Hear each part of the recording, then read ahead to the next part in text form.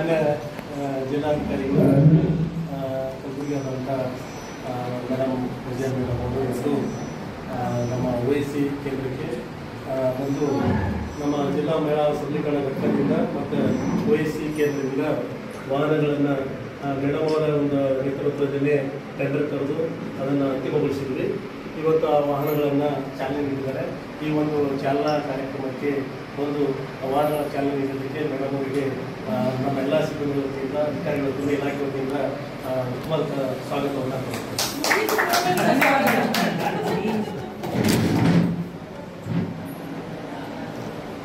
ಇದೇ ರೀತಿಯಾಗಿ ಈ ಒಂದು ಕೆಲಸವನ್ನು ನೋಡಬೇಕಂತ ಅದೇ ರೀತಿಯಾಗಿ ಈ ಒಂದು ಕಾರ್ಯಕ್ರಮದಲ್ಲಿ ಜಿಲ್ಲಾ ಉಪಾಧಿಕಾರಿಗಳು